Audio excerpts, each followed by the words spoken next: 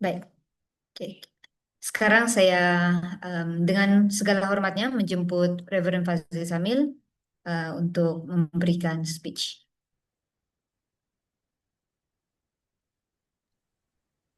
Baik, tes suara dulu. Dengar? Halo? Dengar, Pastor. Oke, oke. Dengar Pak, dengar. Selamat, ya, oke. Ya, selamat bertemu sekali lagi untuk teman-teman semua. Saya berharap supaya teman-teman kita yang berada di Indonesia juga dapat mengerti ya, dapat memahami bahasa yang saya gunakan.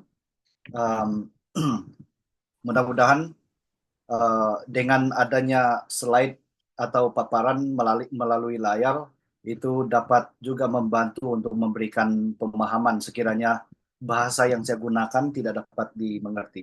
Untuk teman-teman yang ada di Sabah, terima kasih karena sudah join kelas ini, terutama sekali bagi yang tidak jemu-jemu, yang tidak putus asa, dan terus bersemangat, berkomitmen untuk mengikuti pembahasan-pembahasan bersiri di dalam sepanjang pembahasan tentang pengakuan iman Nesia 325 Masehi.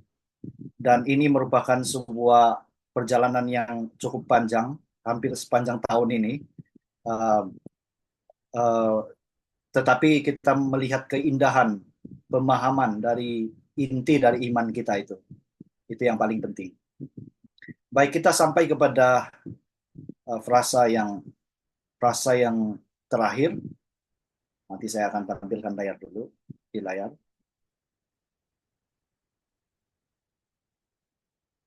Oke, frasa terakhir kita, kami menantikan kebangkitan orang mati dan kehidupan di dunia yang akan datang.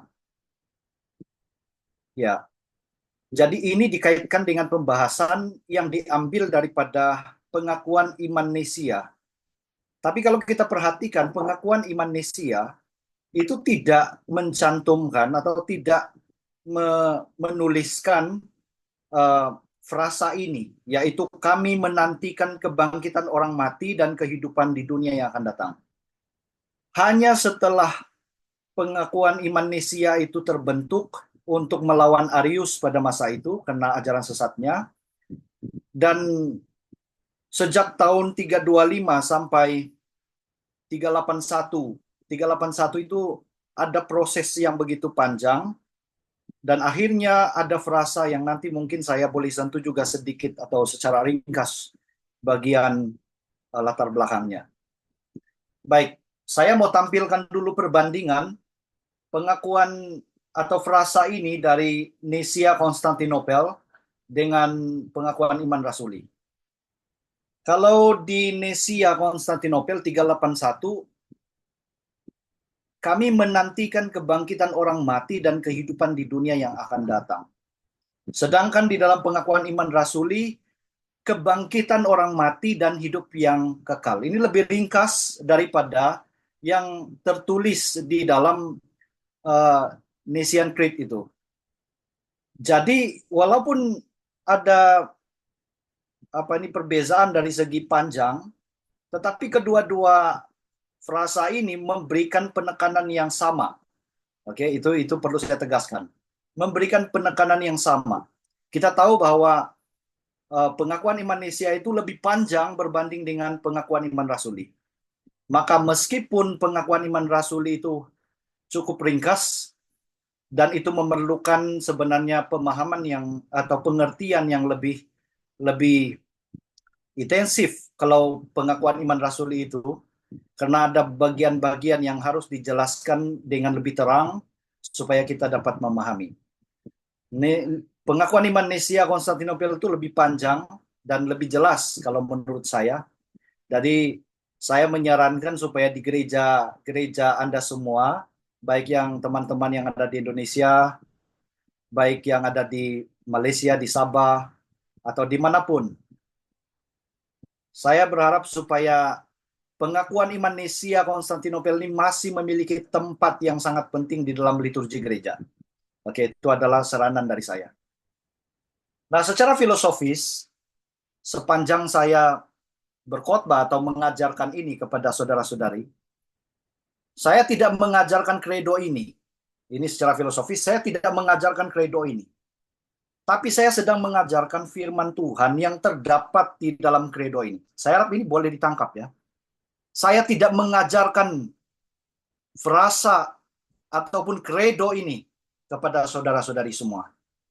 Saya mengajarkan firman Tuhan yang terdapat di dalam kredo ini. Maksudnya begini, landasan yang terdapat di dalam kredo ini, landasannya adalah dari Alkitab. Jadi Alkitab itulah yang diajarkan, Alkitab itulah yang diberitakan, Alkitab itulah yang dijelaskan kepada kita semua supaya kita memahaminya dengan lebih baik.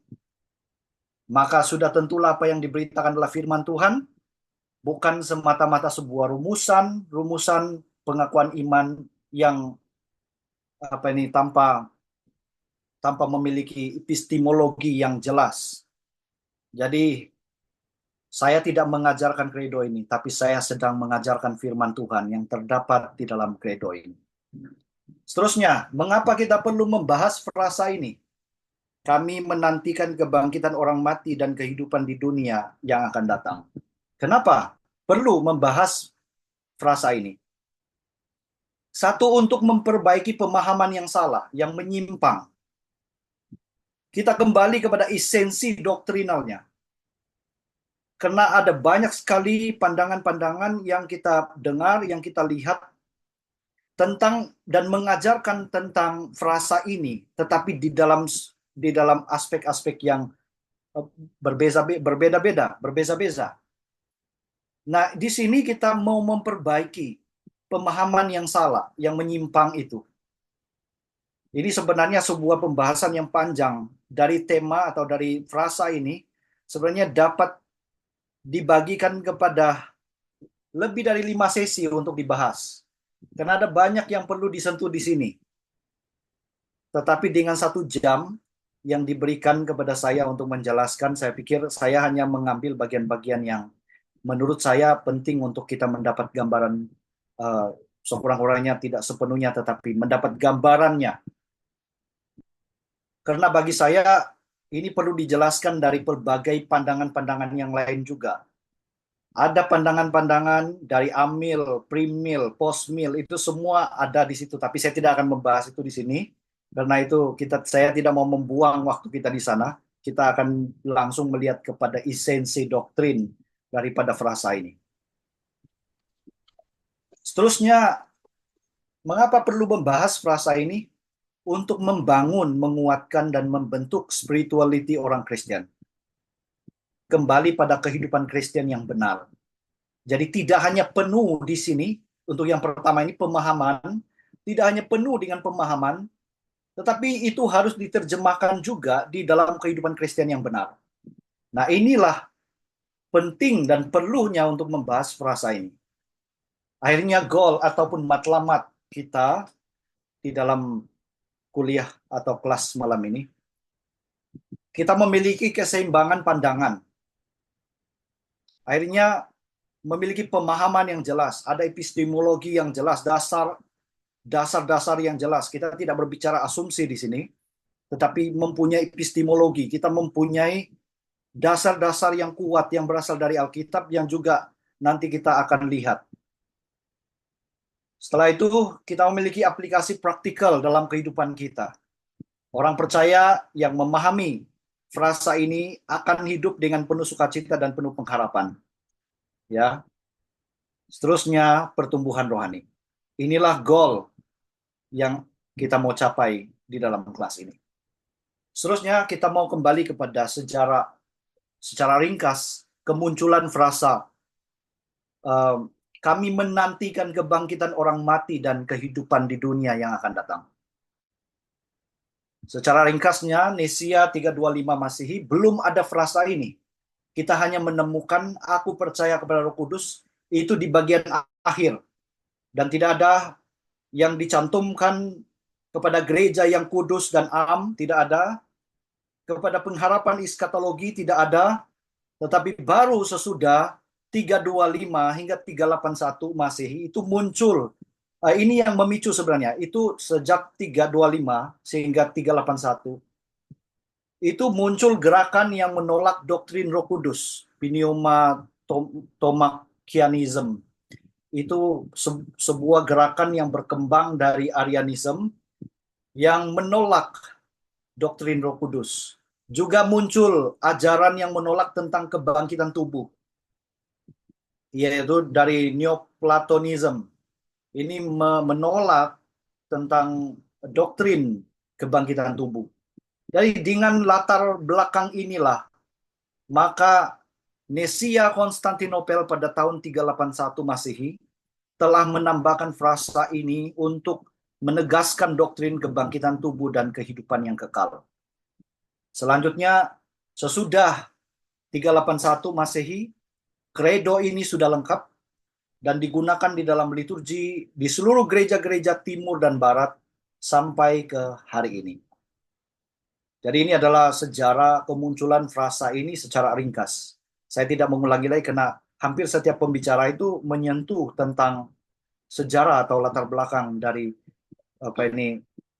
pengakuan iman Nesia.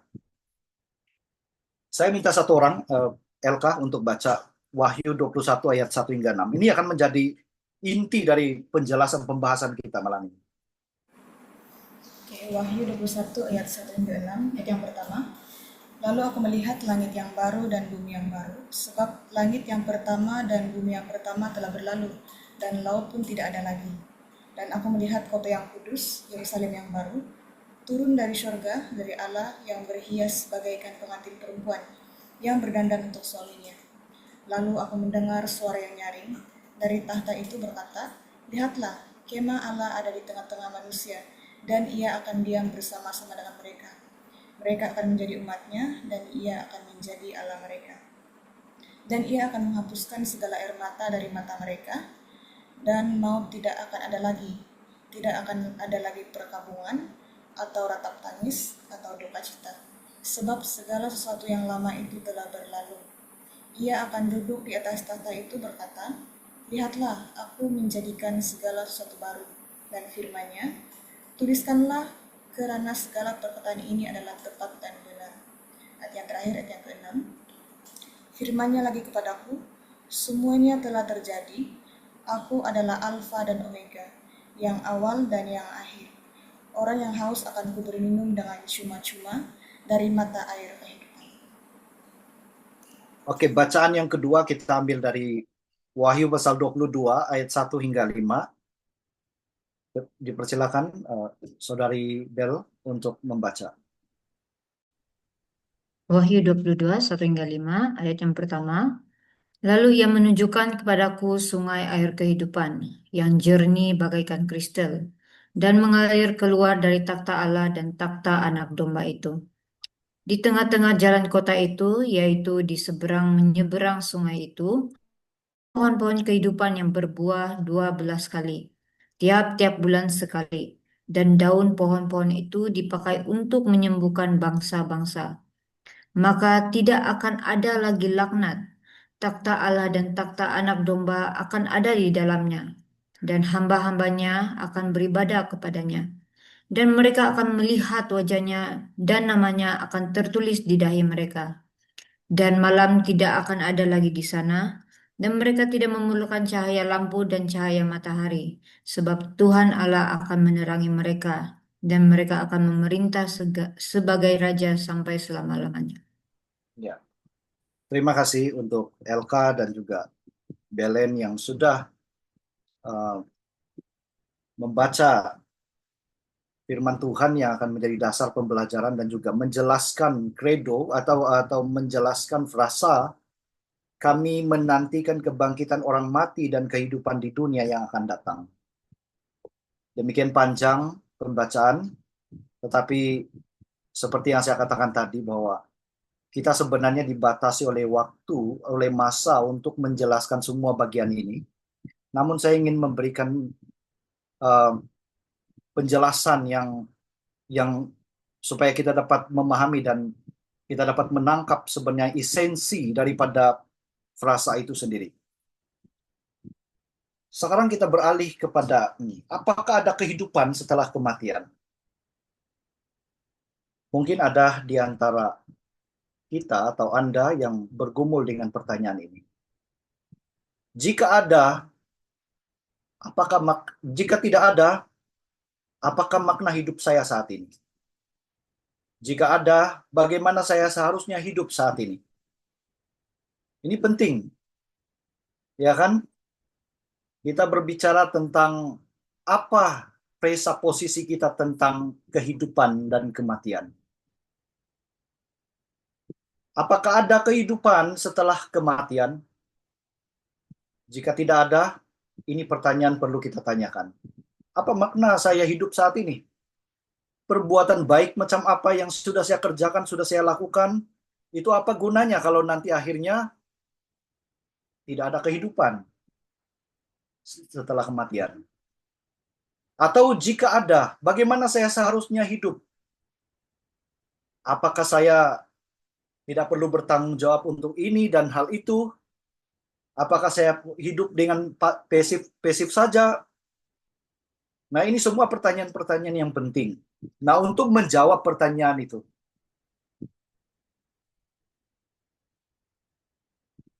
orang Kristen pada dasarnya sudah mempunyai presupposisi tentang kehidupan dan kematian. Dan saya percaya pada dasarnya setiap orang Kristen itu sudah mempunyai presupposisi tentang kehidupan dan kematian. Dan presupposisi itu diwakilkan dengan semua manusia pasti mati. Namun setelah kematian ada kebangkitan tubuh dan ada kehidupan kekal. Maka kematian hanya iklan yang diselipkan di antara kehidupan sekarang dan kehidupan nanti. Ini bukan presupposisi yang kosong, ini didasarkan pada anugerah dan kesetiaan Tuhan kepada kita. Kita boleh melihat dasarnya dalam Yohanes 11 ayat 25. Jawab Yesus, akulah kebangkitan dan hidup. Barang siapa percaya kepadaku, ia akan hidup walaupun ia sudah mati. Jadi di sini kita melihat bahwa kematian itu adalah selain pada yang saya gambarkan di sana sebagai iklan yang diselipkan antara kehidupan sekarang dan kehidupan nanti, saya juga boleh mengatakan secara mungkin lebih eksklusif lagi, bahwa kematian itu bagaikan pintu. Jadi kehidupan sekarang harus melalui pintu yang disebut sebagai kematian. Dan pintu itulah yang menghubungkan kita kepada kehidupan nanti, kehidupan yang kekal. Maka ketika kita memahami bahwa sebenarnya kematian itu hanyalah pintu, maka kita tidak usah bersedih. Kita tidak usah bersedih hati, sampaikan kehilangan pengharapan ketika mungkin ada saudara kita yang meninggal. Kita memang melihat itu satu perpisahan, tetapi sebenarnya itu adalah suatu kehidupan yang dilanjutkan. Awal dari kehidupan yang baru. Maka sebenarnya itu bukan perpisahan. Itu seharusnya dirayakan dengan sukacita. Ini mungkin keterlaluan sekali ini istilah atau perkataan saya.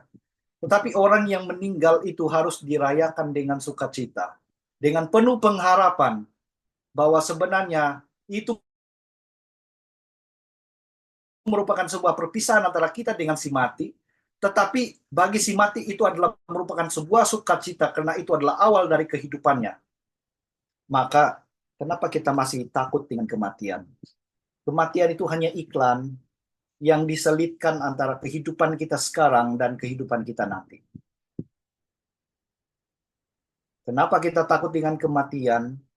Kematian itu hanya umpama pintu. Kita hanya membuka dan masuk di tempat yang baru. Maka presupposisi kita sebenarnya ini diwakilkan dengan ini. Dan presupposisi ini tidak berdiri sendiri. Karena presupposisi ini memiliki dasar teologi di dalam Yohanes 11 ayat 25. Jawab Yesus, akulah kebangkitan dan hidup. Siapa yang percaya kepadaku, ia tetap hidup walaupun ia sudah mati. Namun pertanyaannya adalah, bagaimanakah itu terjadi sekarang? Bagaimanakah itu terjadi sekarang? Bagaimanakah kita hidup sementara menantikan Kristus datang kedua kali? Sementara kita masih hidup sekarang ini, bagaimana? Bagaimana kita menjawab itu dengan posisi kita yang ada sekarang ini? Bagaimana kita menjawab itu? Itu kan yang ini kan posisi ini kan nanti. Tapi sekarang kita berbicara sekarang tentang kehidupan kita. Jadi kita akan mendapat jawaban itu atau jawaban dari pergumulan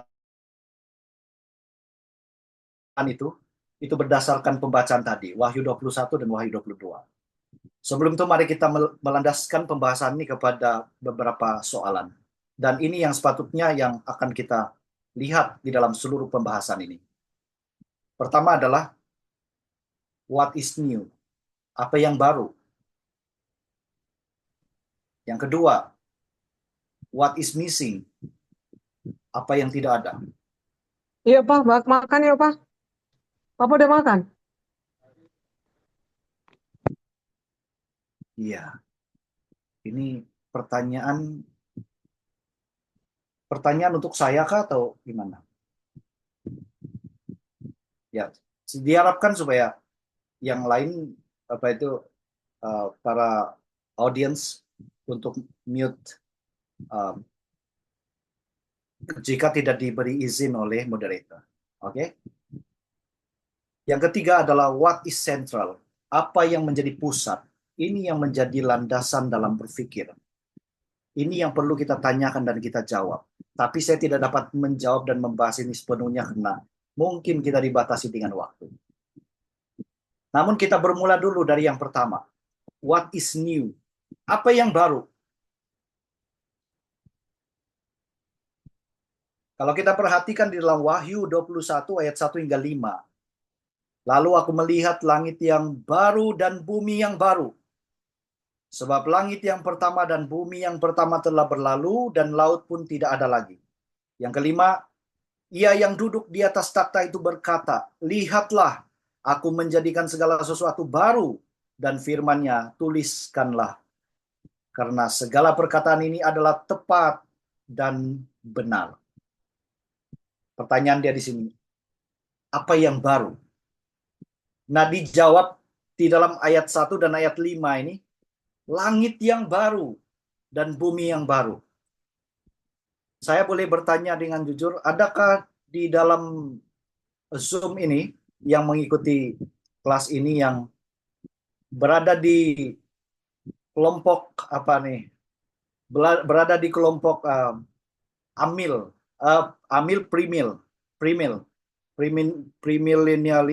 premilenialisme. Adakah yang menganut pandangan itu di sini? Karena mereka seringkali menafsirkan Wahyu 21 dan Wahyu 22 itu secara literal, secara harfiah. Maka mereka akan menghadapi beberapa masalah ketika melihat bagian-bagian lain.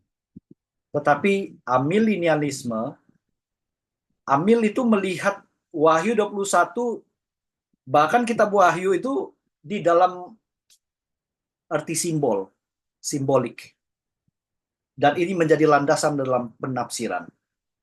Maka ketika membaca langit yang baru dan bumi yang baru, ini kalau ditafsirkan di dalam pengertian secara literal, maka sebenarnya Allah akan menciptakan bumi yang baru. Ya. Ini kita sedang bertanya, what is new? Apa yang baru? Nah, ayat ini sudah memberikan sebuah penjelasan bahwa langit yang baru dan bumi yang baru ini yang akan dikerjakan. Ayat 5, aku menjadikan segala sesuatu baru. Nah, ini akan menjadi kontroversi di dalam penafsiran antara amil dan primil.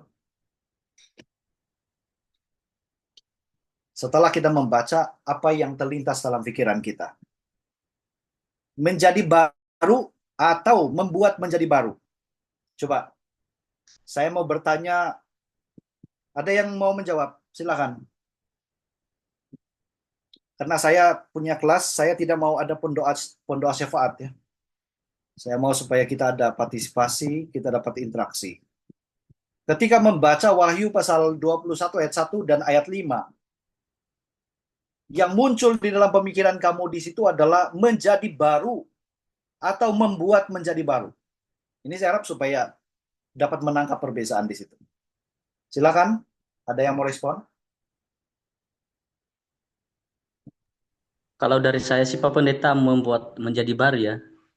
Membuat menjadi baru. Oke. Ada lagi lain?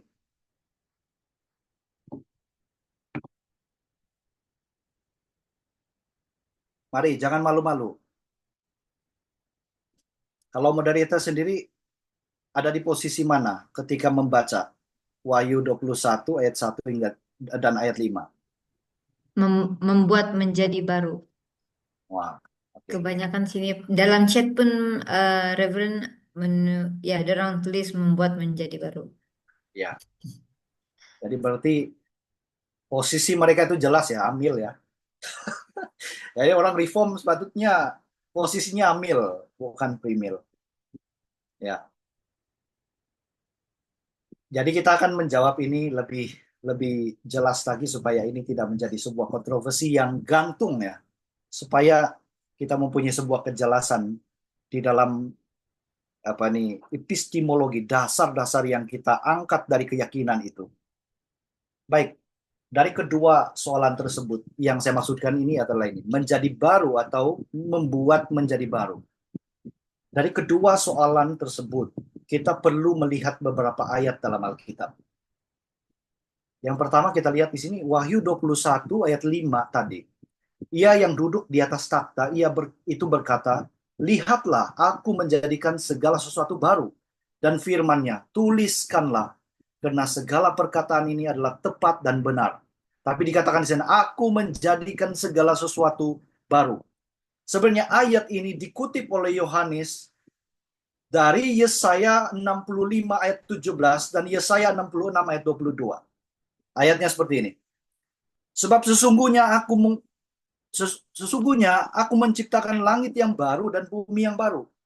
Hal-hal yang dahulu tidak akan diingat lagi dan tidak akan timbul lagi dalam hati. Sebab sama seperti langit yang baru dan bumi yang baru yang akan kujadikan itu. Tinggal tetap di hadapanku. Demikianlah firman Tuhan. Demikianlah keturunanmu dan namamu akan tinggal tetap. Namun kita melihat lagi Yesaya 65 ayat 17 dan Yesaya 66 ayat 22 ini juga dikutip oleh Petrus di dalam 2 Petrus 3 ayat 10.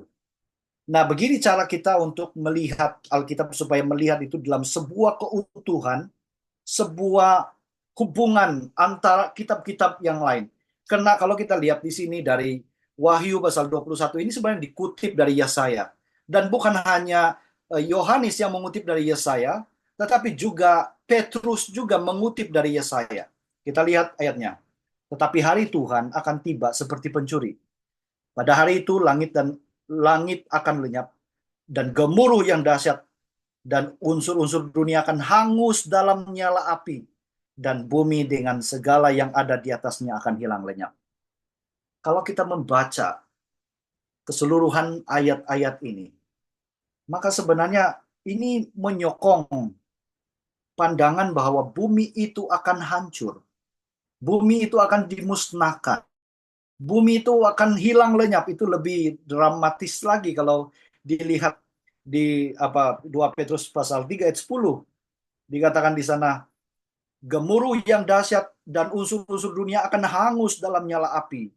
Dan bumi dan segala yang ada di atasnya akan hilang lenyap. Ya.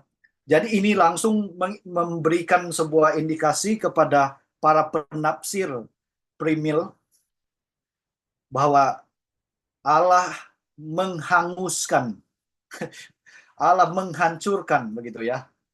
Atau mungkin juga ada primil yang menafsirkan itu masih dalam bentuk Allah memurnikan, Allah mereformasi, mengubah suai begitu, atau memurnikan bumi ini. Tetapi bagaimana kita mau memahami ayat-ayat ini dengan lebih jelas? Kita harus memperhatikan konteksnya. Konteks itulah yang menolong kita untuk membuat kesimpulan, membuat kita memahami, mengerti. Kita tidak hanya mengambil sebuah ayat, lalu kita mengangkat inilah maksud ayat itu. Tidak. Cara seperti itu tidak diguna pakai lagi. Kita tidak menggunakan cara seperti itu. Kita harus melihat pada konteks. Kalau kita lihat 2 Petrus 3 ayat 10, ayat sebelumnya, 2 Petrus pasal 3, sebelum sampai kepada ayat 10, sebenarnya konteks 2 Petrus itu sebelumnya, Petrus mengutip kisah Nuh dan air bah. Itu boleh dilihat dari ayat 5, 6 gitu ya. Jadi 2 Petrus pasal 3 ayat 5 itu Petrus mengambil konteks dan cerita tentang Nuh dan air bah. Kalau kita semua tahu cerita itu, air bah tidak menghancurkan bumi. Betul? Air bah tidak menghancurkan bumi kan? Tetapi air bah dipakai untuk menyingkirkan apa yang seharusnya, yaitu orang-orang berdosa. Jadi digunakan oleh Tuhan untuk memurnikan. Maka konteks 2 Petrus dikatakan di sana hilang lenyap, hangus terbakar. Itu tidak memaksudkan bahwa bumi ini benar-benar hancur. Konteks yang digunakan oleh Petrus di sini adalah air bah. Air bah tidak menghancurkan bumi, justru dipakai Tuhan untuk menyingkirkan yang seharusnya disingkirkan, yaitu orang-orang yang menjadi kekejian bagi Tuhan, orang-orang yang di mana Tuhan sangat keji dengan dosa yang mereka lakukan. Air bah ini digunakan untuk memurnikan, menyingkirkan semua yang tidak seharusnya. Jadi 2 Petrus ini akhirnya menjawab apa yang sebenarnya disampaikan dari Wahyu 21 ayat 5. Apa yang disampaikan di dalam Wahyu pasal 1 ayat 25. Menjadikannya baru. Itu bukan dalam bentuk menjadi baru, tetapi merenew. Oke. Jadi kesimpulan yang kita dapat di sini adalah Allah tidak membuat hal-hal baru, tetapi membuat jadi baru. Oke, boleh memahami ini ya, boleh tangkap. Allah tidak membuat hal-hal baru, apalagi menciptakan bumi baru, karena yang lama sudah dihancurkan. Lalu dia menciptakan sesuatu yang baru lagi. Tetapi di sini kesimpulannya adalah Allah membuat jadi baru, maknanya merenew. Itu konteksnya tadi. Sekarang kita mau melihat apa implikasinya jika kita berkata bahwa Allah menciptakan bumi yang baru, yang lama dihancurkan, lalu yang baru itu muncul atau diciptakan. Ada implikasinya. Implikasi pertama adalah jika Allah membuat bumi baru atau hal-hal baru, artinya Allah tidak pernah mengakui ucapannya sewaktu penciptaan dahulu. Kejadian 2 dan Kejadian pasal 3. Kita melihat itu Allah sendiri tidak mengakui ucapannya. Apa ucapannya waktu itu setelah menciptakan? Sungguh amat baik. Malah ini terlihat berkontradiksi jika sesuatu yang diakui baik namun diganti dengan sesuatu yang baru lagi. Kenapa perlu mengganti sesuatu yang baru? Sedangkan sesuatu yang sudah ada itu dilihat sungguh amat baik. Jadi di sini kita melihat Allah itu berkontradiksi, Allah itu tidak mengakui karyanya sendiri, dan Allah tidak konsisten. Ya, ini konsekuensi atau implikasinya. Jika kita berkata bahwa Allah menciptakan bumi yang baru, maka Allah tidak konsisten dengan ucapannya sewaktu penciptaan dahulu. Yang kedua, jika Allah membuat bumi baru atau hal-hal baru, maka manusia akan kehilangan rasa tanggung jawab kepada bumi. Ya kan? Untuk apa saya mau mengurus alam ini? Untuk apa saya menjaga kebersihan alam ini? Untuk apa saya mau menata alam atau mengurus alam, bertanggung jawab atas alam, sedangkan nanti ini bumi ini kan akan hancur nanti. Kalau bumi ini hancur, untuk apa saya mengerjakan itu semua? Ini kan penting. Kalau di Kota Kinabalu sekarang, untuk teman-teman yang ada di Indonesia, kalau di Kota Kinabalu sejak tahun lalu itu kita diimbau oleh pemerintah supaya mengurangkan penggunaan plastik, termasuk berbelanja atau pergi ke mall atau di di pasar ya, pasar. Itu mereka tidak memberikan plastik. Tetapi kitalah yang membawa bakul untuk membeli barang-barang. Ya, jadi saya harap supaya kita tidak hanya memandang itu sebagai sebuah aturan pemerintah atau aturan kerajaan atau mereka yang berwajib, tapi kita harus memandang itu dari kacamata teologis.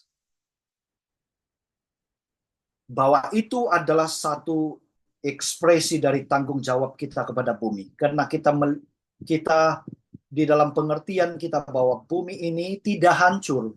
Allah tidak menciptakan bumi baru, tetapi Allah akan memulihkan bumi yang ada sekarang. Memurnikan bumi yang ada sekarang. Membaharui bumi yang ada sekarang. Maka di situ tanggung jawab bukan hanya kerja Allah, tetapi juga melibatkan orang-orang percaya di dalamnya. Jadi orang percaya juga dipanggil untuk bertanggung jawab memelihara bumi. Kurangkanlah penggunaan plastik. Itu jangan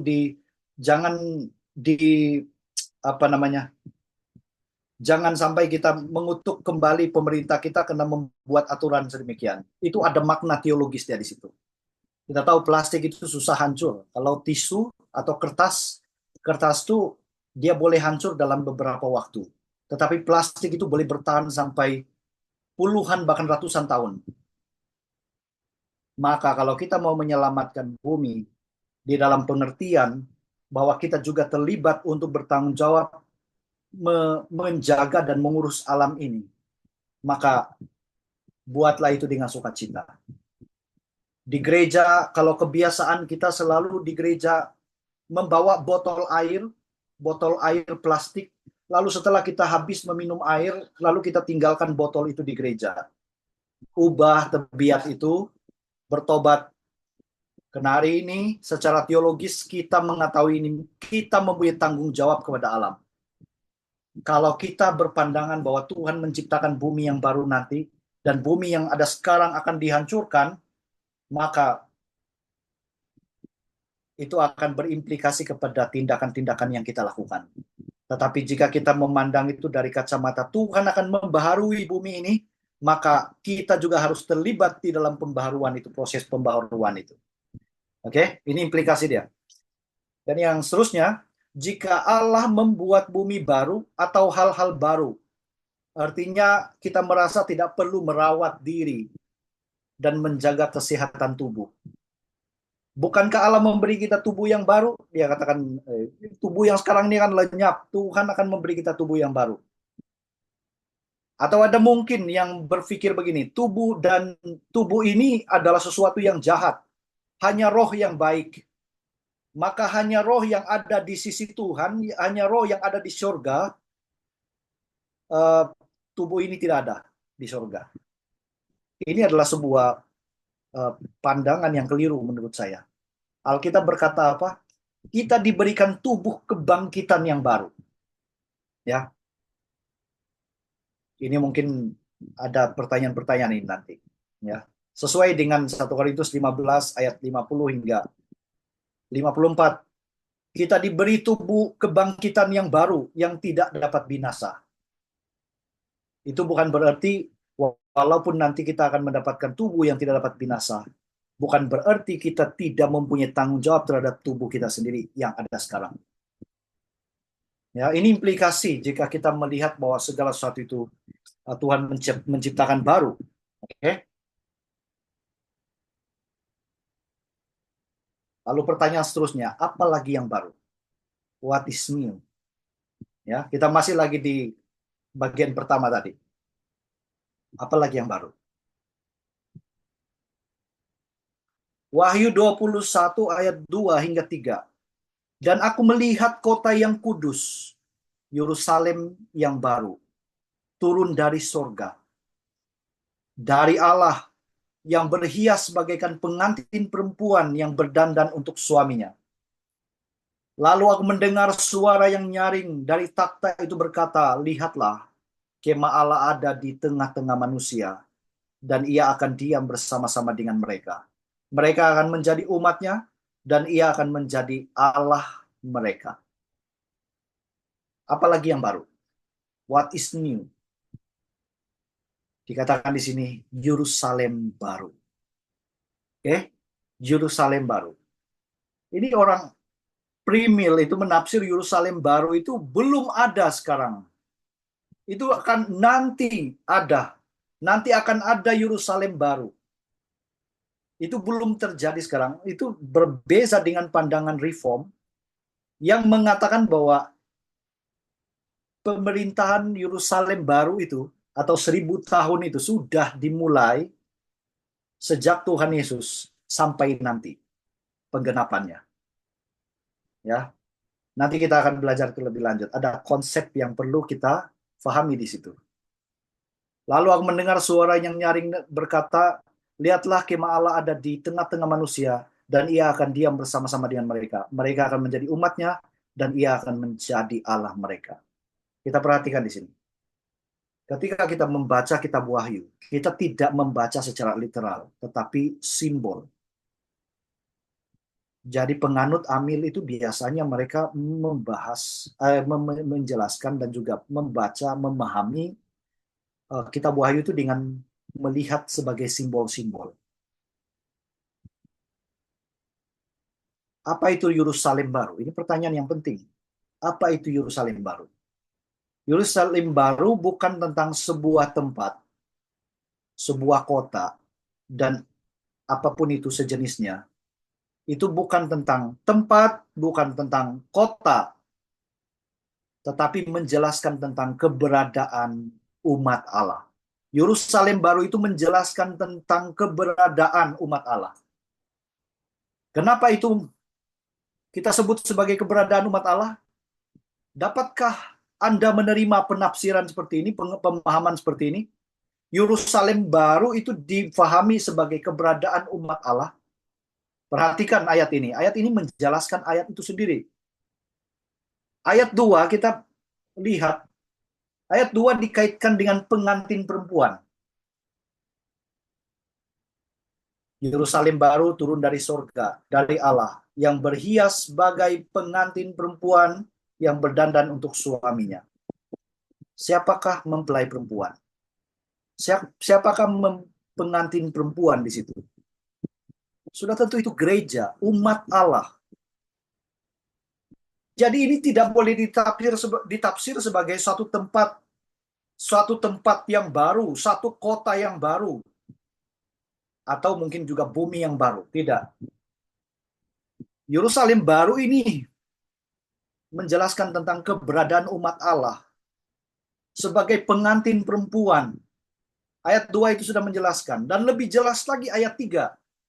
Ayat 3 berkata, dan lebih menegaskan, Allah yang berkemah di tengah-tengah umatnya. Ya. Allah yang berkemah di tengah-tengah umatnya. Siapakah umatnya? Kitalah umatnya. Sejak bila ada umatnya? Nah, ini kan pertanyaan-pertanyaan yang penting. Sejak bila ada umatnya? Umatnya dalam perjanjian lama itu ada. Umat yang ditebus melalui Kristus juga ada. Jadi umat itu sudah ada sejak dahulu. Maka Allah sudah berkemah di tengah-tengah umatnya. Jadi kita adalah umat Allah, kita adalah orang percaya. Mereka akan menjadi umatnya dan ia akan menjadi Allah mereka. Yerusalem baru bukan tentang tempat baru, tetapi tentang umat Allah. Relasi yang baru dengan Allah. Dan kelak Allah akan membaharui relasi dengan umatnya. Saya highlight kata kelak di situ. Karena ini akan mengarahkan kita kepada satu konsep. Kelak. Coba saya mau bertanya. Mungkin LK. Oke, LK. Kira-kira kelak ini apa definisi dari kata kelak? Yang akan datang. Kelak. Sesuatu yang akan terjadi kemudian. Begitu kan? Setuju? Betul. Setuju. Oke. Saya mau yang lain. Boleh, ini saya tidak dapat melihat semua siapa-siapa. Saya cuma dapat bertanya kepada yang saya. Oke, idaf, karena dia ini cego nih. Jadi cego ini tidak mungkin salah ini, kan? Definisi dia. Kata kelak itu, apa definisi dia?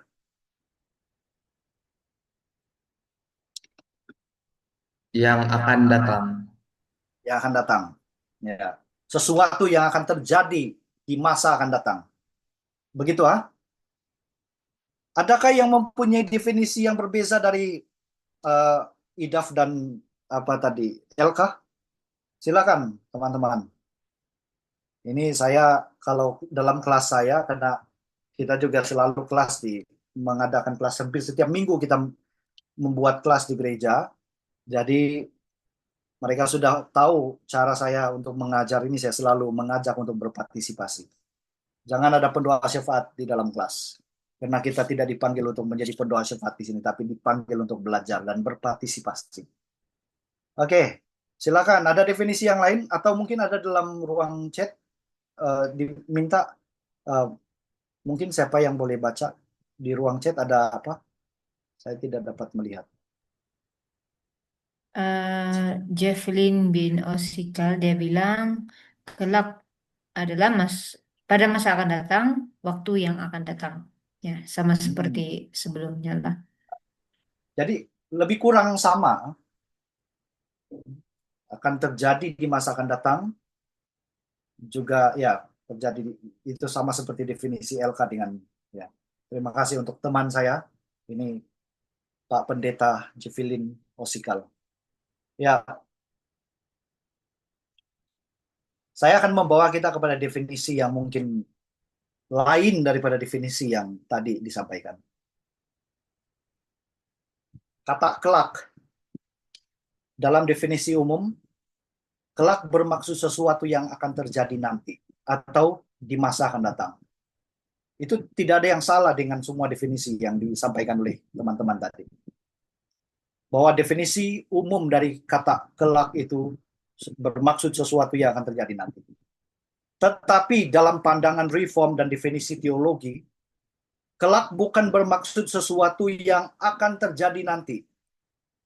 Tetapi kelak itu sudah terjadi, tetapi belum sempurna. Oke? Inilah yang akan memunculkan konsep already but not yet. Konsep doktrin already but not yet. Sudah, tapi belum. Sudah terjadi, tapi belum. Ini nanti saya akan bawa kita untuk memahami ini. Pertanyaan dia lagi di sini adalah, apa itu konsep already but not yet? Kita sering gagal memahami konsep ini dari kata already but not yet. Karena kita sering memahami Injil dengan tidak sempurna atau memahami Injil dengan dangkal.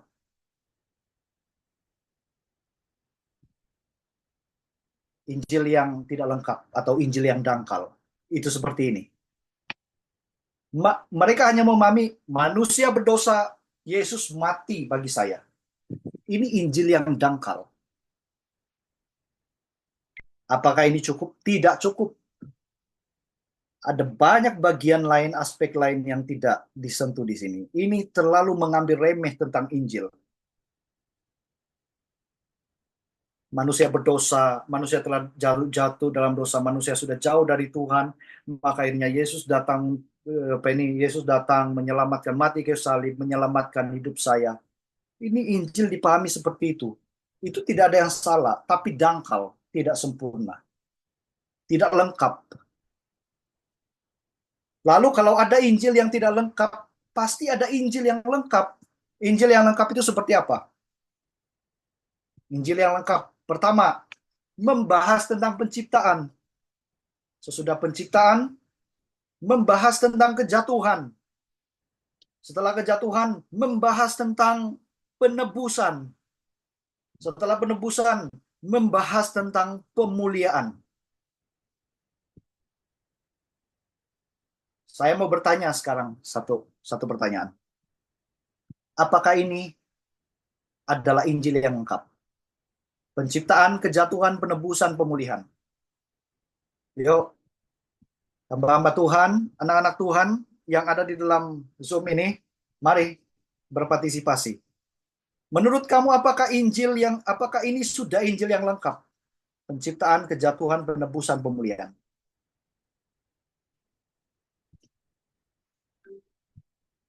Ini kalau tidak ada yang bagi respon ini tidak lanjut nih kelas.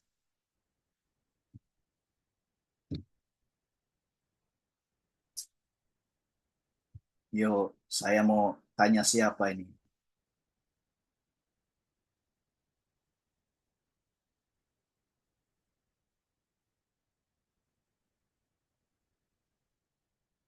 Ya, harmoni. Sismoni mungkin ini. Ya, Sismoni. Kira-kira ini apakah ini Injil yang lengkap? Sismoni.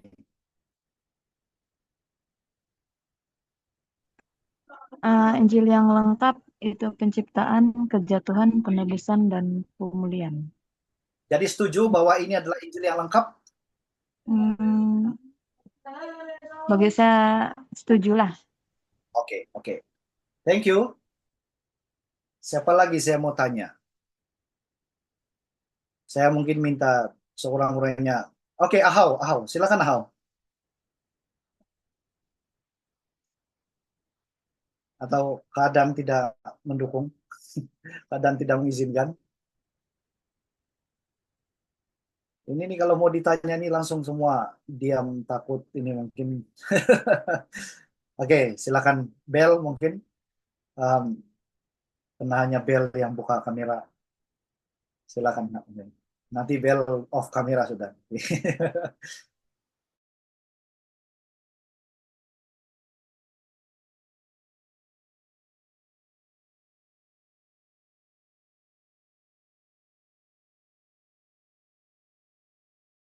Dari penciptaan kepada pemuliaan. Sebenarnya tidak ada lagi yang tersisa ini. Semua disentuh di sini. Ini sebenarnya inti Injil kan? Ya, pada dasarnya ini inti Injil. Jadi setuju, Bel, ini adalah Injil yang lengkap? Iya.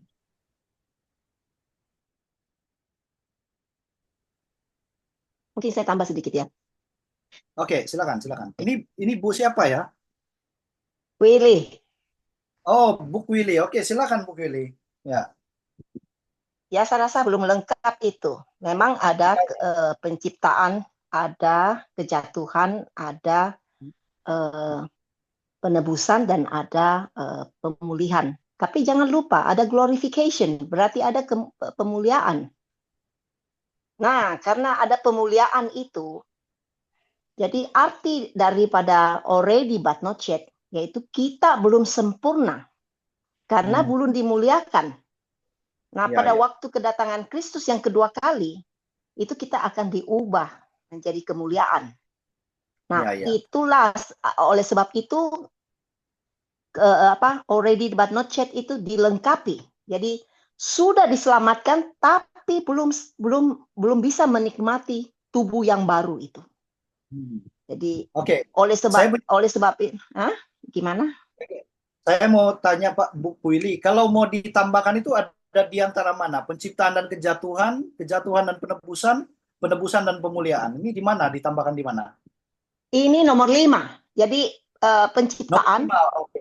ah, Jadi penciptaan dulu, terus kejatuhan, terus penebusan, baru pemulihan. Setelah itu glorification kan, yaitu dimuliakan kan, gitu. tapi mungkin dia masuk di pemuliaan ini. Keseluruhannya dibahas di situ.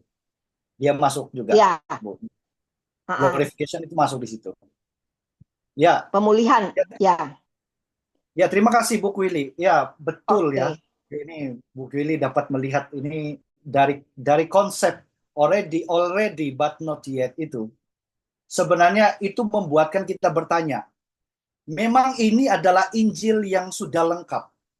Ini berita Injil yang lengkap. Tetapi sekarang kita mau bertanya, bagaimana dengan saya sekarang ini? Bagaimana dengan hari ini diri saya? Di mana tempat dari Injil yang lengkap ini? Penciptaan, kejatuhan, penebusan, ya kita sudah ditebus, pemuliaan. Kita ada di tengah-tengah ini antara penebusan dan pemuliaan. Dan di situ perlu ada satu Injil yang melengkapi lagi yang disebut sebagai pembaharuan. Antara penebusan dan pemuliaan itu ada pembaharuan. Di sini letaknya konsep already but not yet.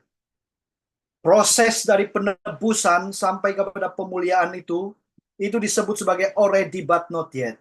Sudah ditebus, tetapi belum dimuliakan. Dan di tengah-tengahnya adalah satu proses yang panjang tentang pembaharuan hidup. Sebab itu kita masuk dalam doktrin ini, masuk dalam doktrin pengudusan ya. Maaf, Pastor. Ya. Di dalam chat Priska ada bertanya, Oke, silakan. pengkudusan masuk dalam pemuliaan atau pengkudusan yang Pastor cakap itu adalah pembaharuan? Ya, dia masuk dalam pembaharuan. Oke, harap itu jelas.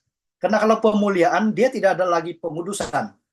Kita sudah mendapatkan tubuh kebangkitan yang baru, tubuh kebangkitan yang baru. Jadi prosesnya itu sudah di situ itu. Antara penebusan dan pemuliaan, kita yang hidup sekarang ini. Ya, jelas ya? Jelaskah? Oke. Terima kasih. Bagaimana kita mendapat kepastian? Oke, mungkin sebelum itu. Mungkin ini masih lagi berada di awang-awangan dan masih terlalu teologis untuk kita memahami already but not yet. Mungkin saya perlu memberikan sebuah ilustrasi yang sederhana supaya kita boleh memahami konsep ini. Kita sudah berbicara tentang penciptaan, kejatuhan, penebusan, pemulihan. Tetapi di tengah-tengah antara penebusan dan pemuliaan itu ada pembaharuan. Dan disitulah already but not yet konsepnya kita dapatkan. Kita sudah ditebus, kita sudah menjadi orang percaya. Itulah yang saya katakan tadi dalam definisi. Sudah tapi belum. Itu juga di dalam definisi kelak. Ya, kita sudah menerima, tetapi kelak akan disempurnakan. Jadi pembaharuan itu berjalan di situ. Apa ilustrasi yang lebih sederhana? Oke, begini. Siapa di sini yang biasa dengan membeli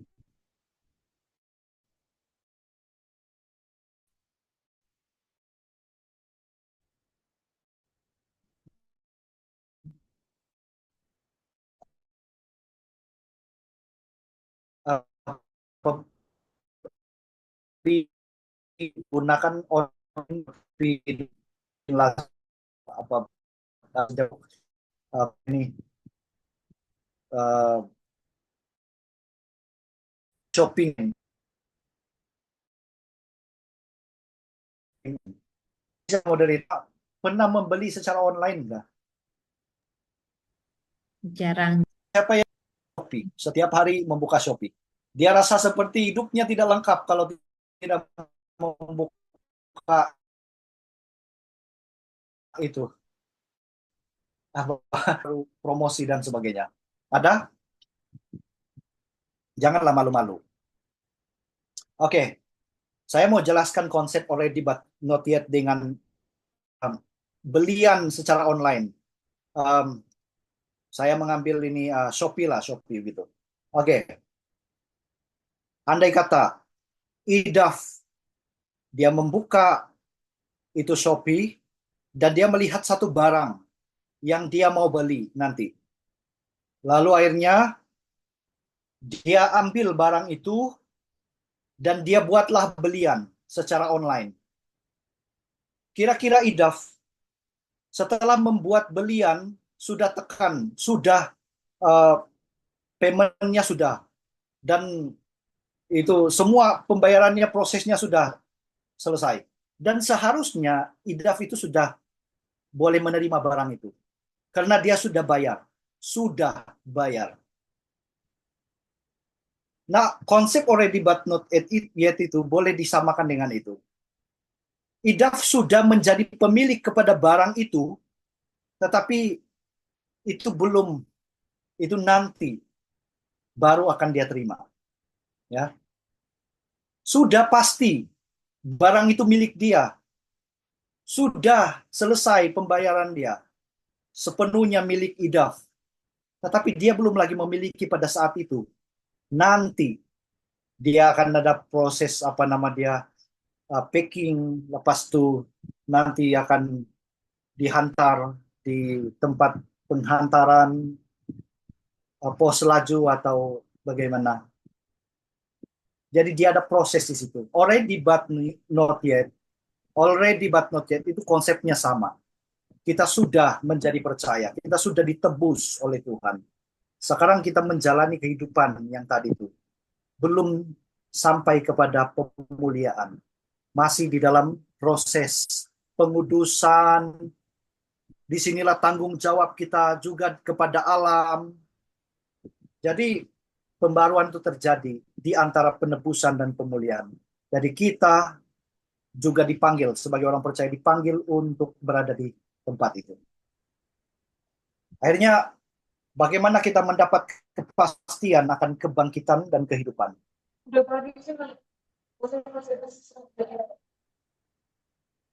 Ya, ada yang bertanya.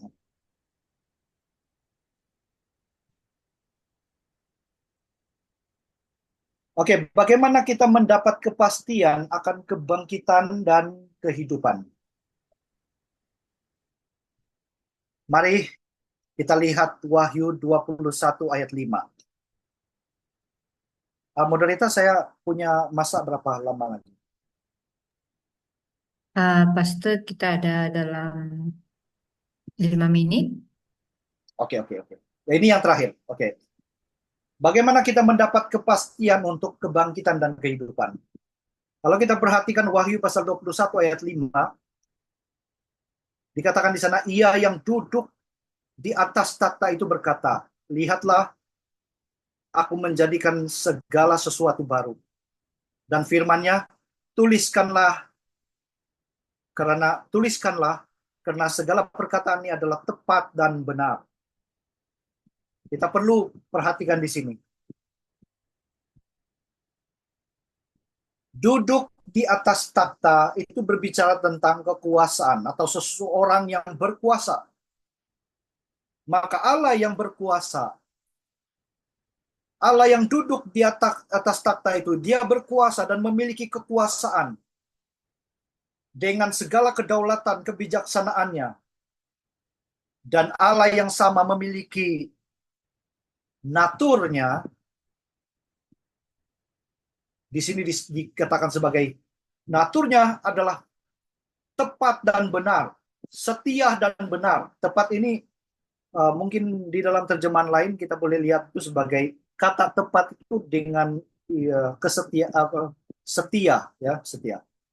Jadi Allah yang setia dan benar. Jadi jaminan kita untuk kepastian kebangkitan dan kehidupan itu terletak kepada Allah yang berkuasa, yang berdaulat, yang duduk di atas takhta itu, memerintah dengan segala kebijaksanaannya, dan dia tidak pernah berdusta. Dia memiliki natur, yang ditegaskan di sini sebagai seorang yang setia dan seorang yang benar. Maka ini merupakan sebuah jaminan kepada kita, penghiburan kepada kita. Bagaimana kita mendapat kepastian dan kebangkitan akan kehidupan. Yang menjamin itu adalah Allah yang berkuasa, yang duduk memerintah dengan segala kedaulatan dan kebijaksanaannya. Dengan naturnya yang tidak berubah, dia adalah pribadi yang tepat atau pribadi yang setia dan benar. Itulah yang dituliskan oleh Yohanes dalam Wahyu pasal 21 ayat 5. Jadi jangan ragu-ragu, setiap orang percaya kita memiliki presupposisi yang sangat jelas. Sesudah kematian saat ini, kita akan masuk kepada kehidupan yang kekal. Dan itu presupposisi umum dan hampir semua orang mengetahuinya. Dan itu dijamin. Dijamin oleh siapa? Dijamin oleh Allah kita yang duduk berkuasa, yang berdaulat, yang memiliki natur yang tidak berubah-ubah, setia dan benar. Jadi ini yang menjadi penghiburan dan menjadi message bagi kita. Jadi saya berhenti sampai di sini dan saya kembalikan kepada pendeta.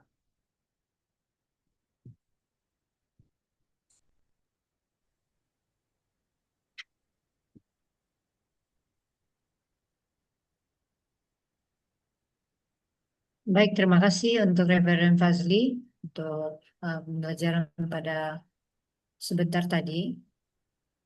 Kita akan buka Q&A session. Ada dua cara, sama ada kita menggunakan raise hand yang pertama, dan juga ataupun boleh chat. Ya, boleh chat dan saya boleh tolong bacakan. Dipersilakan siapa yang ingin bertanya, mungkin bukan secara langsung tentang topik ini pun, saya pasti Reverend Fazli sedia untuk menjawab. Ya, yang penting jangan tanya berapa harga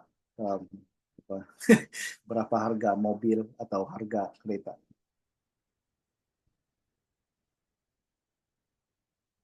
Ya, boleh. Nanti saya bagikan materinya lewat admin. Nanti siapa yang mendaftar dan mengikuti kelas ini dari awal sampai selesai, mereka layak untuk mendapatkan materi. Ya.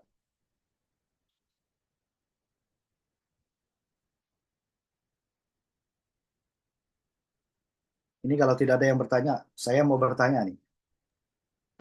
Saya ada pertanyaan, Pastor. Oke, silakan. Bagaimana kalau dengan yang umat yang sebelum Kristus? Adakah mereka mengalami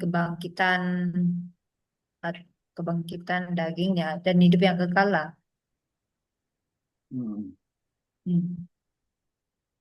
Jelaskah soalan itu? Iya. Tidak.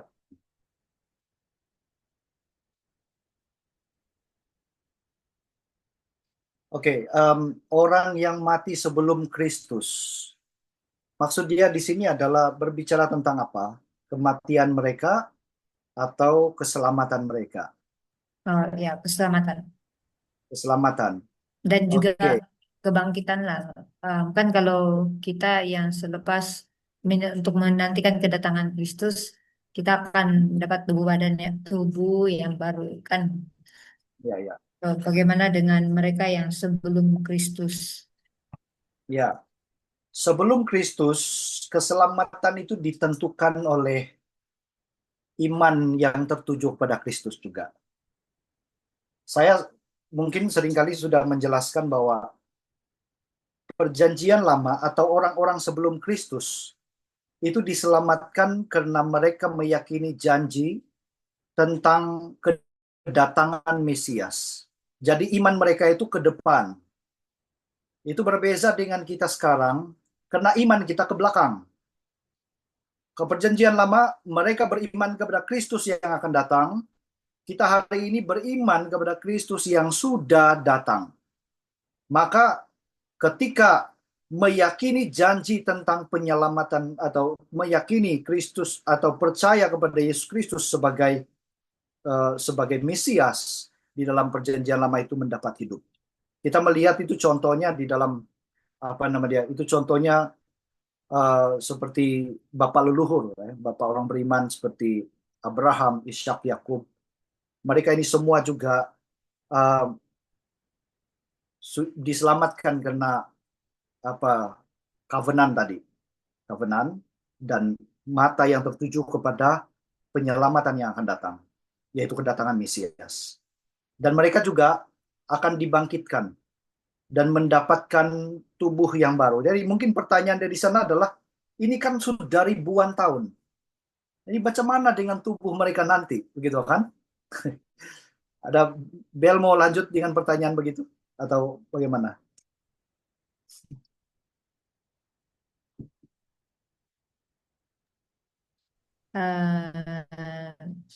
Tidak apa-apa, boleh bagi orang lain. Ya. Ya, ada Jadi, yang angkat jadi tangan. sudah jelas ya, sudah jelas Ya. keselamatan dia, dan pastilah yang di perjanjian lama juga mereka akan diberikan tubuh yang baru, tubuh kebangkitan yang baru. Oke, silakan. Baik, ada yang mengangkat tangan, boleh bertanya soalan. Willy. Iya, saya bukan bertanya, tapi saya ingin mengkonfirmasi apa yang Pak Fasli sudah ngomong, yaitu tentang tadi yang already but not yet itu antara penebusan dan pemuliaan. Ya memang di sanalah memang letaknya, karena itu kita mengalami pengudusan yang dinamakan sanctification. Jadi banyak orang Kristen pikir setelah dia selamat dia sudah sempurna, padahal tidak.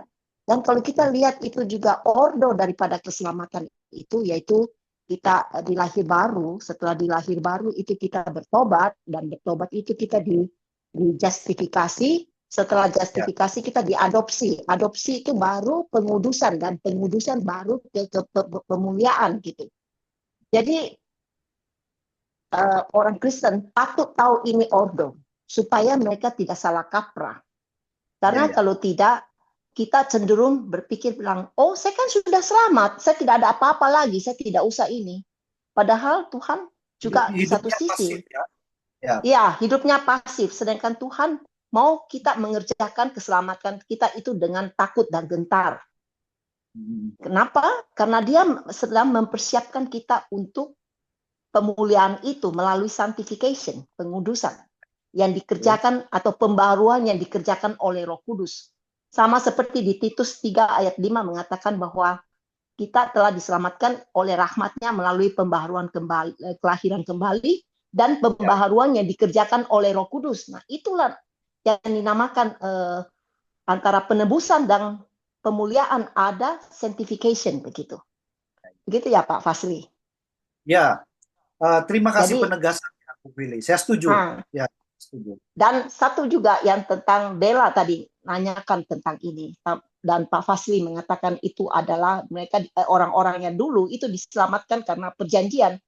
Jangan lupa kita juga yang di perjanjian baru ini kita diselamatkan oleh perjanjian Kristus juga, yaitu darahnya gitu.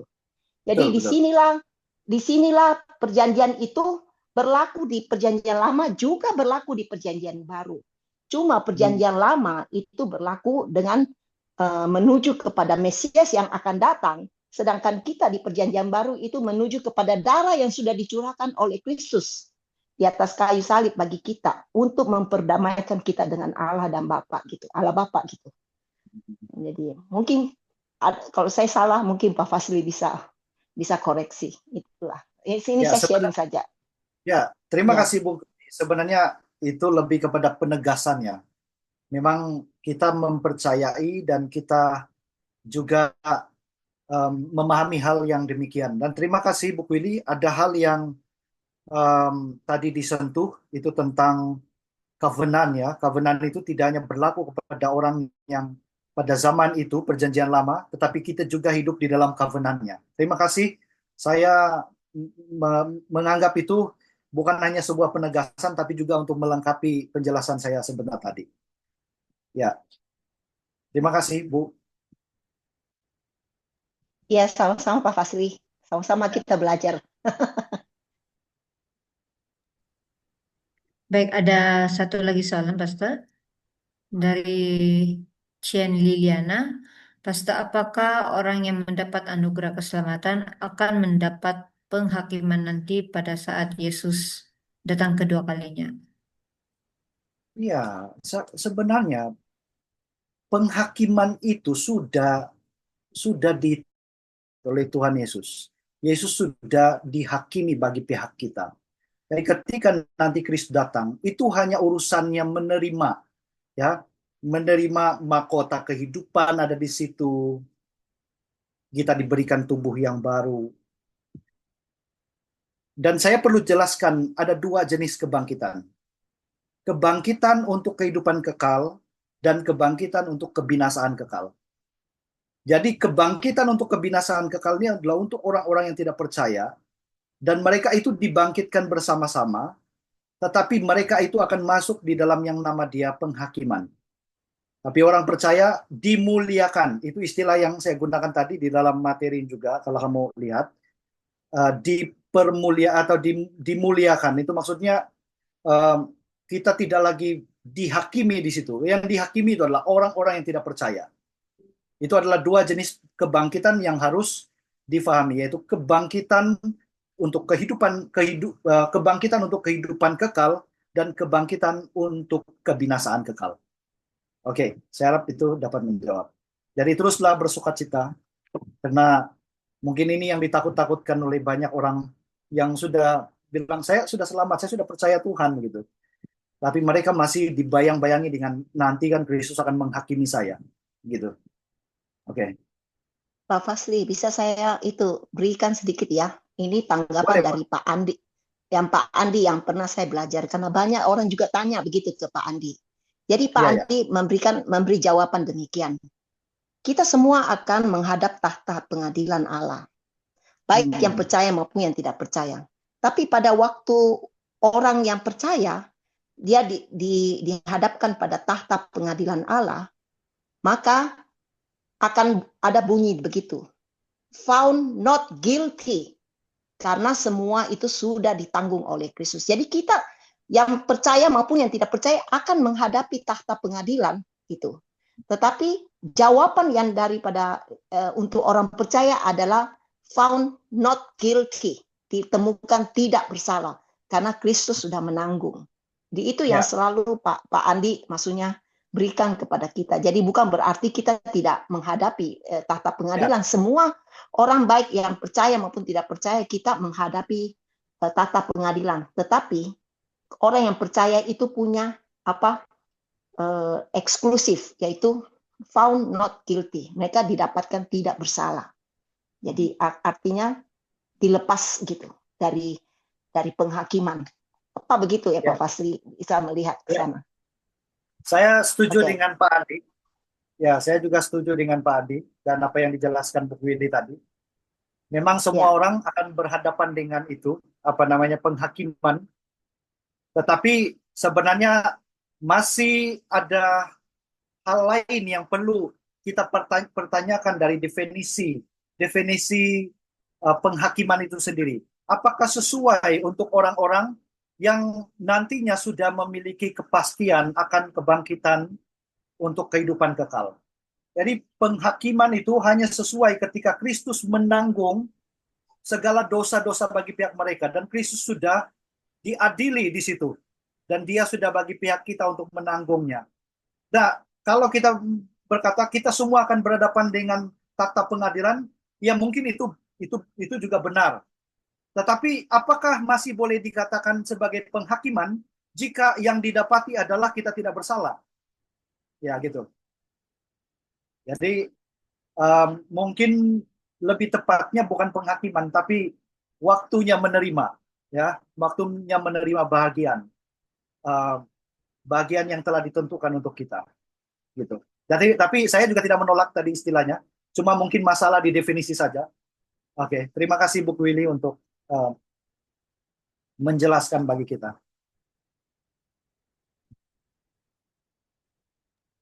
Sama-sama, Pak.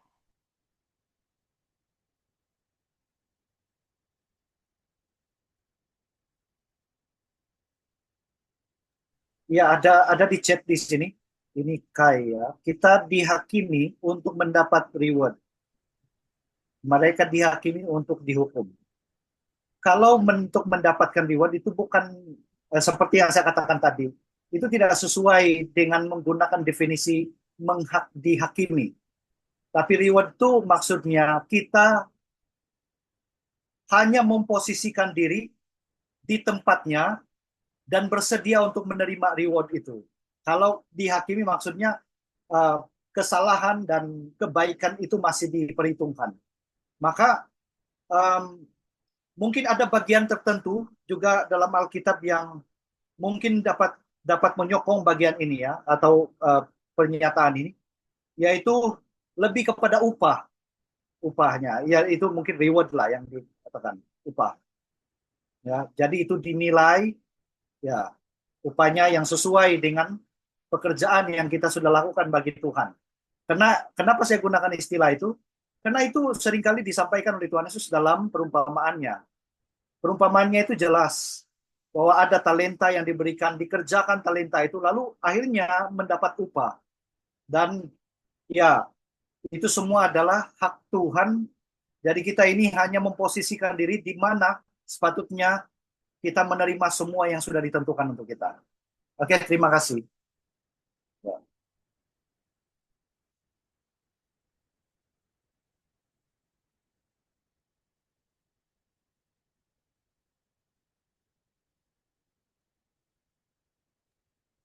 Ada satu lagi soalan, saya bacakan. Shalom Reverend, mau bertanya, adakah Reverend bersetuju dengan dogma heaven on earth? Adakah dogma tersebut selaras dengan konteks renewal yang kita bincang tadi? Sebab ada ahli akademik yang berpendapat bahwa earth shall become heaven. Rasanya kalau kita perhatikan Alkitab dengan dasar yang kita sudah perhatikan tadi, juga dengan konteks yang dikutip dari 1 Petrus, saya rasa ini tidak menyokong ya pandangan ini. Ya, saya pikir secara ringkasnya begitu. Ya, dan bukan itu juga yang dibincangkan dalam kelas ini. Terima kasih.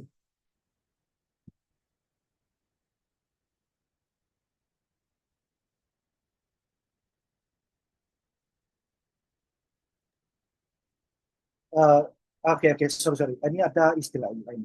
Earth shall become heaven. Ya, oke. Mungkin ini saya mau mendengar ya pandangan dari kita di sini. Surga itu di mana? Gitu. Ini pertanyaan yang mungkin biasa kan? Surga itu di mana? Oke, ada yang mau menanggapi? Silakan. Karena ini ada pernyataan yang menariknya dari siapa? Saya pun tidak tahu siapa namanya. Coba ada yang mau respons? Surga itu di mana? Surga itu adalah di tempat di mana Allah bertahta. Dan kalau pernah saya juga dengar itu seperti Paulus mengatakan di tingkat ketiga. Jadi tingkat ketiga itu kita asumsikan tingkat pertama yaitu kita di bumi ini, terus tingkat kedua itu di atas awan, ya. Tingkat ketiga itu di atasnya lagi gitu.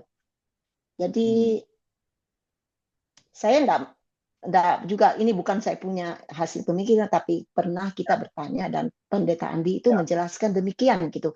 Karena itu juga berdasarkan kepada Paulus, penglihatan Paulus tentang di mana rohnya diangkat ke tingkat ketiga gitu. Jadi berdasarkan itulah kita maksudnya memahami itulah surga gitu. di mana Allah bertahta di sana. Ya. Jadi buku ini memandang apa surga itu ada di satu tempat yang masih misteri ya, gitu. Betul betul ya, Bu Willy?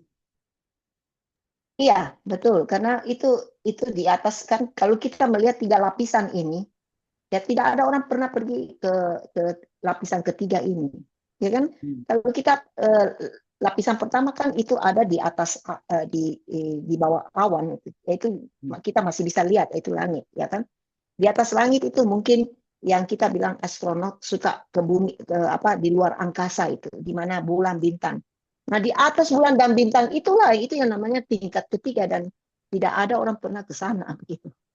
Jadi ya itu sesuatu yang misteri dan bagaimana kita juga memahami itu adalah surga itu adalah tahta tempat Allah bertahta gitu.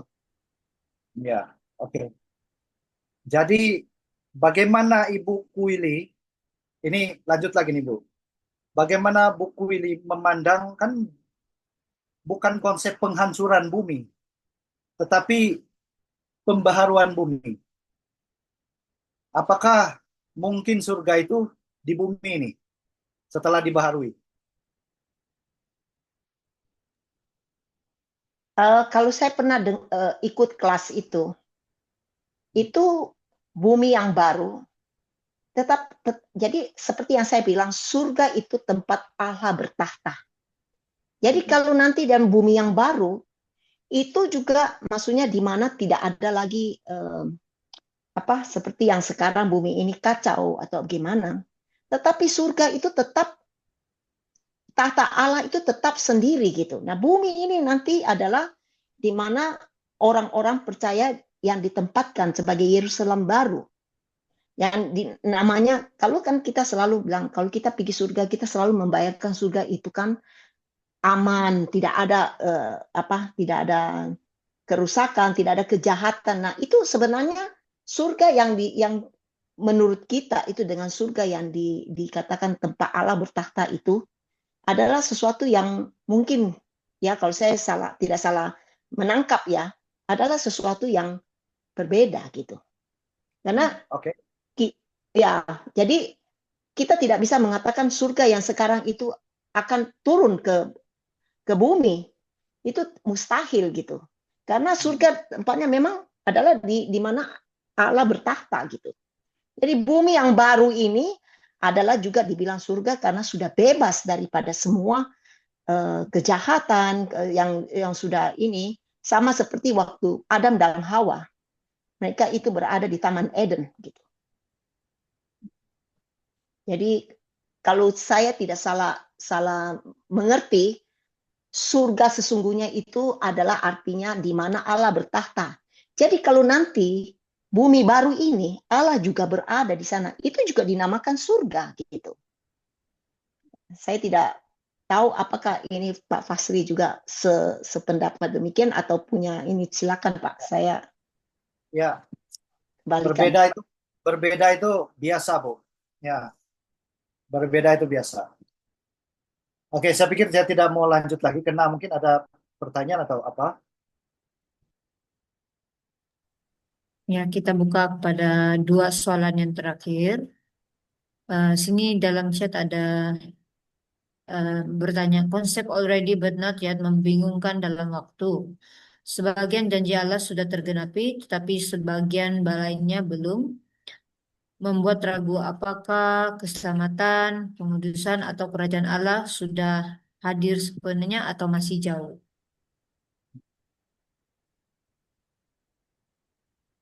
Oke, untuk pertanyaan konsep already but yet ini membingungkan ya Bang. Ya, sekarang kita perlu melihat apa indikator dia di situ.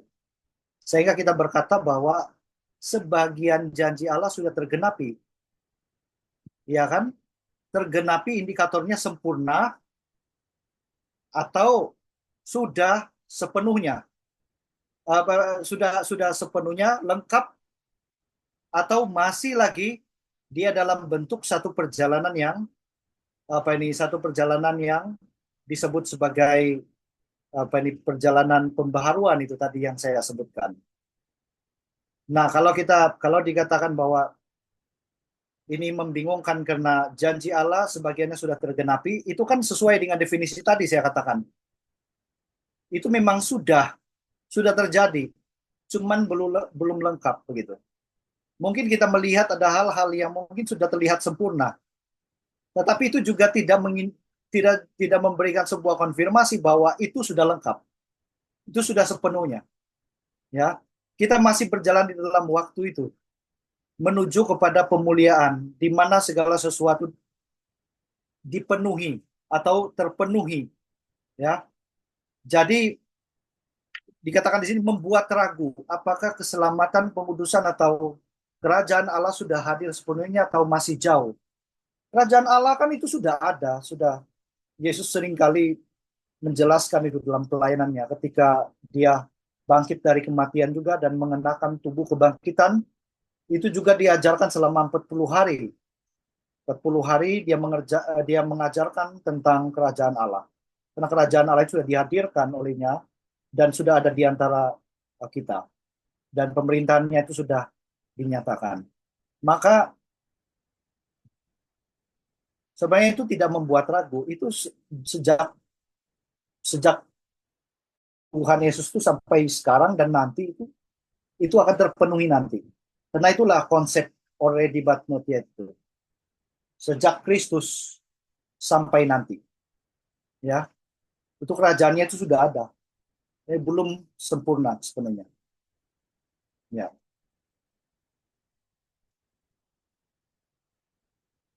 Ya. Silakan. Mungkin Pak Fasli bisa kasih juga ilustrasi yang itu untuk memahami tentang konsep already but not yet. Seseorang sudah seseorang kan, iya makanya saya bilang ini seharusnya sudah lengkap karena seseorang sudah diselamatkan itu dia masih ada di bumi. Jadi karena masih ada di bumi itu dan kedatangan Tuhan Yesus kan belum datang. Jadi dia belum menggenapi apa yang firman Tuhan katakan, duduklah di sebelah kananku sampai kubuat musuh-musuhmu semuanya tunduk itu. Nah, di sanalah mulai Tuhan Yesus setelah kedatangan Kristus yang kedua kali, di sanalah dia mulai kerajaan Allah yang mengambil alih semuanya, dan di sanalah juga itu semua apa yang dia sudah janjikan kepada kita itu dipenuhi. Itu maksudnya. Jadi sebelum kedatangan Kristus itu belum selesai. Jadi semua janji-janji itu belum digenapi gitu. Tetapi untuk keselamatan itu sudah digenapi. Bagaimana begitu Pak Fasli? Betul nggak? Ya. Gitu. Ya, sebenarnya sudah ditegaskan di dalam pemaparan materi juga. Cuma tadi saya agak ini ya, karena ada kata membingungkan dan membuat ragu. Membingungkan dan membuat ragu itu saya pikir mungkin saya gagal menjelaskan kepadanya tadi. Iya. Iya, betul.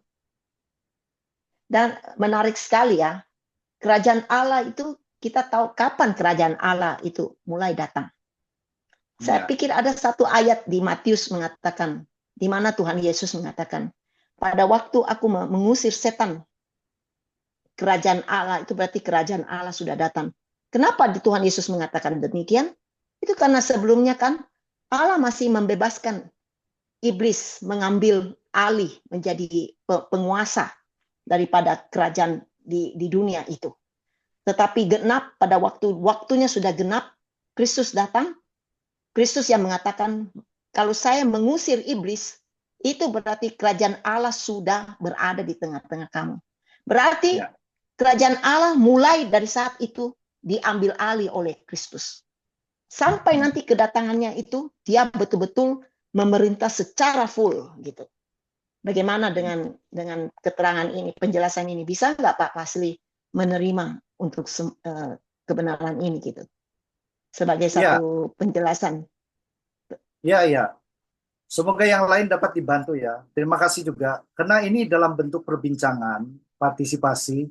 Jadi setiap pandangan itu melengkapi satu dengan yang lain. Meskipun saya sebagai pemateri di sini atau pembicara, tetapi sebenarnya ini tidak menutup kemungkinan. Seperti saya juga membuka peluang ruang kepada audiens saya, jemaat-jemaat yang juga ikut kelas saya juga meminta mereka, pandangan mereka itu cukup baik juga. Jadi itu cukup memperlengkapi satu dengan yang lain. Jadi terima kasih Bu Willy karena setia untuk itu. Ya. Kita mengambil soalan yang terakhir ya, Pastor. Oke.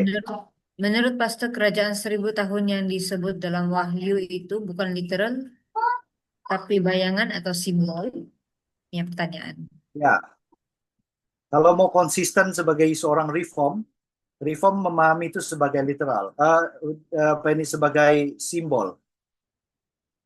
Berbeda dengan premill. Premill itu melihat itu sebagai sesuatu yang belum terjadi dan itu sesuatu yang benar-benar sebuah tempat, seperti yang saya tegas dalam pengajaran tadi, dalam pelajaran, bahwa itu bukanlah sebuah tempat. Yerusalem baru itu bukanlah, atau kerajaan 1000 tahun itu, kalau di dalam konteks ini juga, itu bukanlah berbicara tentang sebuah tempat, tetapi itu adalah simbol. Jadi mungkin ringkasnya adalah itu tidak difahami secara literal. Yang memahami secara literal itu adalah orang-orang di penganut premill ya. Jadi silakan konsisten di situ. Ya. Ya, saya dulu pun premill juga. Ya.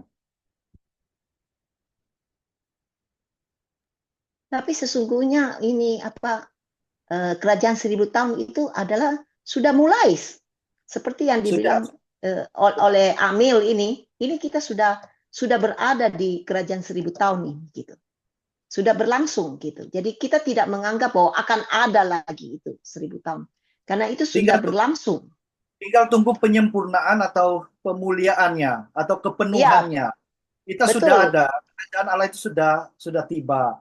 Dan keselamatan itu juga kita sudah dapatkan. Cuma kita menunggu kepenuhannya. Yaitu di mana kepenuhan itu?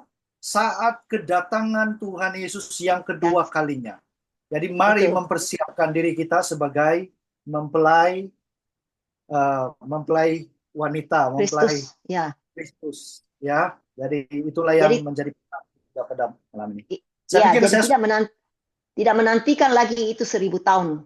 Karena itu sudah berlangsung. Sudah. Jadi dia bukan difahami secara literal. Kalau difahami secara literal kan ini sudah 2000 tahun ini. Jadi sudah limpas waktu dia 1000 tahun. Itu tidak difahami seperti itu.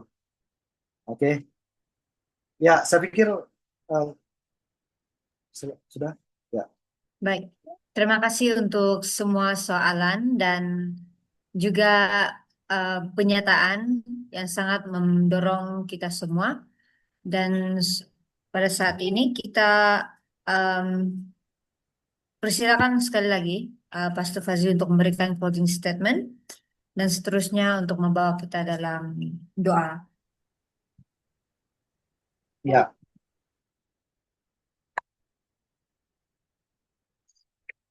Salah. Mungkin salah satu ayat yang menjadi penghiburan kita hari ini berdasarkan dari frasa yang kita belajar dari awal. Mungkin kita boleh membaca kembali di dalam Wahyu pasal 21 ayat 4. Di situ mengatakan, di dalam ini menjadi sebuah pengharapan dan penghiburan bagi kita. Kalau kita mendengar ada yang meninggal, saudara kita orang percaya yang meninggal juga, ini selalu dibacakan. Dan sekarang kita memandang ini dalam kacamata bahwa ada satu harapan bagi kita, yaitu kebangkitan. Kebangkitan orang mati, kebangkitan atau kita mendapatkan tubuh kebangkitan nanti untuk hidup bersama-sama dengan Kristus selama-lamanya. Di dalam Wahyu pasal 21 ayat 4 berkata, dan ia akan menghapus segala air mata dari mata mereka. Dan maut tidak akan ada lagi. Tidak akan ada lagi perkabungan atau ratap tangis atau duka cita. Sebab segala sesuatu yang lama itu telah berlalu. Inilah saya pikir closing statement dari saya, yang juga ayat ini menjadi penghiburan, sebuah harapan yang sangat besar yang kita ada untuk kehidupan dan akan kebangkitan nanti. Semoga di dalam seluruh pembahasan ini dapat membantu kita sekurang-kurangnya sedikit untuk memahami di mana posisi kita dan apa pemahaman yang sesungguhnya tentang frasa ini. Memang seperti yang saya katakan tadi, ada banyak hal yang perlu dibahas, yang perlu disentuh daripada frasa ini. Tetapi kita dibatasi dengan waktu yang cukup singkat. Jadi sampaikan Wahyu 21 ayat 1 sehingga 6 itu juga tidak sempat kita bahas sepenuhnya. Memang pelajaran ini boleh dilanjutkan dan semoga kita terus mendapatkan hal-hal yang baru di dalam baik kita secara pribadi mendalami firman Tuhan atau juga baik orang lain yang juga membantu kita memberikan pemahaman. Semoga kita terus hidup dengan pengharapan, dengan kesadaran bahwa kita sekarang hidup bertanggung jawab juga di hadapan Tuhan. Ini kan tidak terlepas daripada slogan yang seringkali diucapkan oleh orang-orang reform ya, bahwa Allah itu berdaulat sepenuhnya dan kita bertanggung jawab sepenuhnya. Dan proses itu kita jalani di dalam proses pembaharuan ini atau dalam proses pengudusan ini. Jadi seperti yang saya katakan tadi waktu saya menjelaskan tentang Injil yang lengkap, maka posisi kita sekarang ini sedang menantikan kepenuhannya ketika kedatangan Tuhan Yesus yang kedua kali. Jadi biarlah ini menjadi sebuah penghiburan kepada kita, sebuah harapan yang besar bagi kita untuk menantikan hari Tuhan. Tuhan Yesus memberkati kita semua. Mari kita berdoa. Bapa kami yang di surga, terima kasih untuk kesempatan bagi kami dapat belajar dari firman-Mu melalui frasa yang diangkat daripada pengakuan iman Nesia Konstantinopel 381, yaitu kami menantikan kebangkitan orang mati dan hidup di dunia yang akan datang. Ada banyak hal yang juga kami bincangkan, kami sharingkan di dalam ruang kuliah ini, tapi juga ada banyak hal yang tidak sempat kami sentuh dan pelajari pada malam ini. Kiranya Tuhan menolong kami supaya melihat Tuhan di dalam kacamata bahwa Tuhan sebenarnya sudah mengerjakan dan sudah nyata itu pekerjaan Tuhan di dalam hidup kami. Namun sepenuhnya itu sedang menantikan atau sedang berjalan di dalam sebuah perjalanan yang jauh untuk menuju kepada pemenuhannya. Dan semua itu ada di dalam kedaulatan Tuhan. Terima kasih Tuhan untuk waktu dan kesempatan ini. Kiranya firman-Mu terus menerangi kami, semangat komitmen untuk terus mempelajari firman-Mu, dan setiap kami dibangun di dalam Engkau. Terima kasih dalam nama Tuhan Yesus kami berdoa. Amin.